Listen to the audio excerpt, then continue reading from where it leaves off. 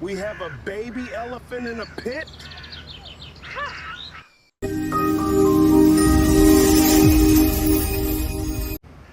Am Morgen taucht das grelle weiße Sonnenlicht die kurzen grünen Grasflächen, die am Rande des Tsavo-Ostreservats von trockenen Gebieten durchsetzt sind, in ein warmes Licht. Ein Elefantenbaby, erst etwa 3 Monate alt, trottete dahin und folgte winzigen Schmetterlingen, ohne zu ahnen, dass die Herde allmählich immer weiter zurückfiel. Sein kleiner Körper stach in der Weite des Raumes hervor, wo sich üppiges grünes Gras mit Flecken sonnenrissiger Erde vermischte.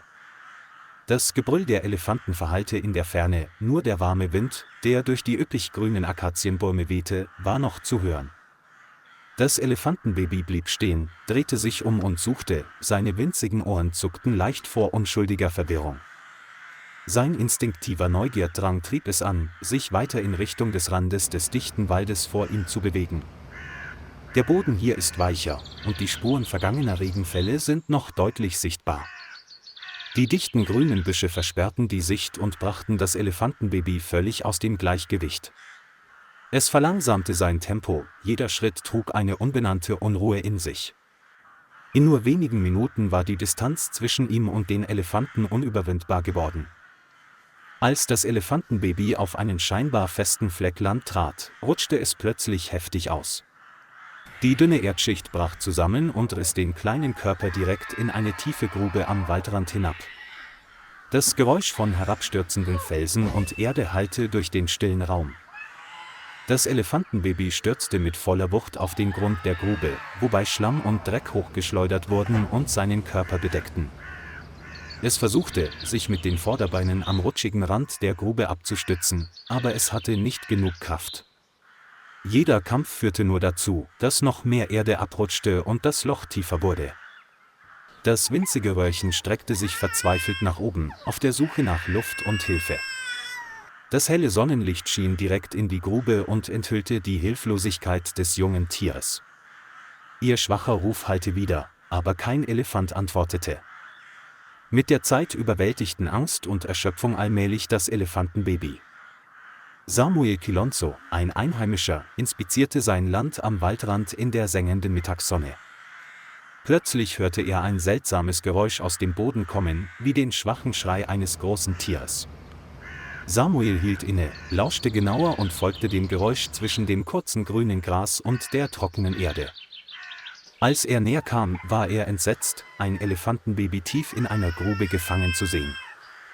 Der Elefant blickte nach oben, ein panischer Ausdruck, dem Samuel sich nicht entziehen konnte. Ihm war sofort klar, dass sich das Tier ohne Hilfe nicht selbst befreien könnte. Samuel zögerte nicht lange, griff sofort zum Telefon und rief die Rangerstation Tsavo East an. Seine Stimme zitterte, als er den Aufenthaltsort des Elefantenbabys und dessen prekäre Lage beschrieb.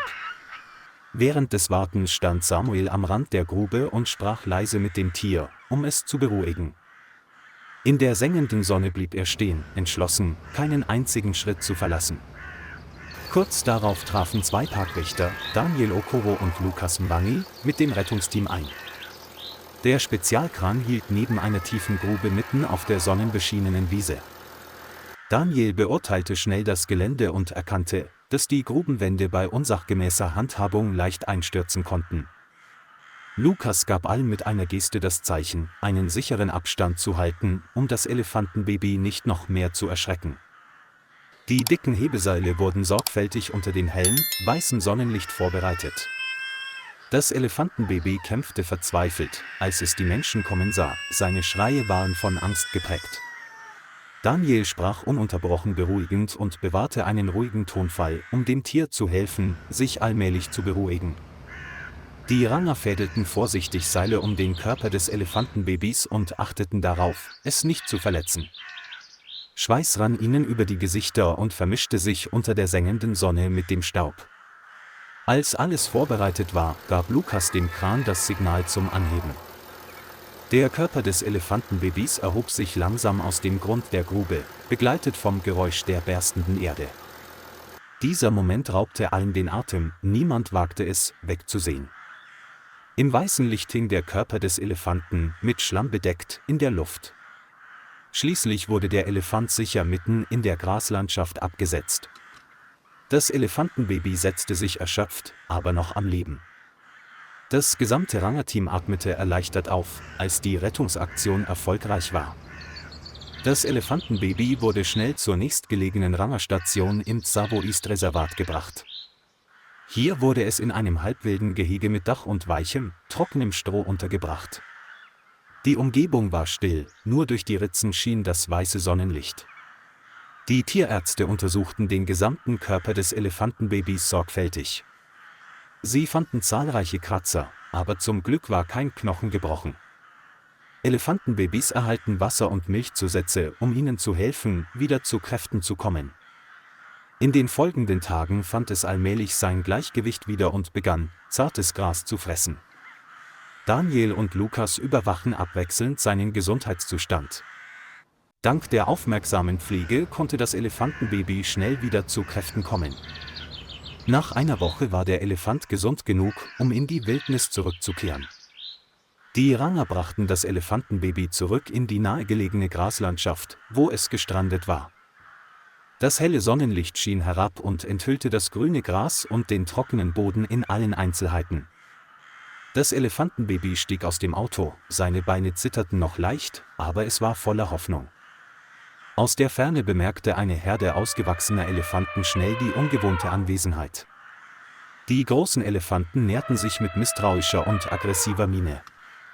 Sie spreizten ihre Ohren und stießen bedrohliche Laute aus, die das Elefantenbaby wie angewurzelt stehen ließen. Da sie den vertrauten Geruch nicht erkannten, stürmten die Elefanten vorwärts, um ihn zu vertreiben. Voller Angst drehte sich das Elefantenbaby um und rannte verzweifelt davon.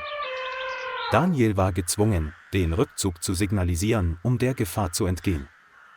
Unter der gleißenden Sonne schwand die Hoffnung auf ein Wiedersehen zum ersten Mal endgültig. Parkwächter entdeckten etwa 5 Kilometer weiter im Reservat eine weitere Elefantenherde. Sie brachten das Elefantenbaby in ein größeres, offeneres Graslandgebiet, das von üppigem Grün umgeben war. Als das Fahrzeug anhielt, trennte sich ein Elefantenwölkchen von der Herde und stand da und wiegte sich sanft hin und her. Sein Blick war auf das Elefantenbaby gerichtet, als würde er auf etwas Vertrautes warten. Unter dem grellen, weißen Sonnenlicht herrschte Stille in der Luft. Das Elefantenbaby wurde auf den Boden gesetzt und stand einige zögernde Sekunden still. Dann, völlig unerwartet, gab es ein vertrautes Geräusch von sich. Die Elefantenkuh antwortete mit einem tiefen, sonoren Knurren.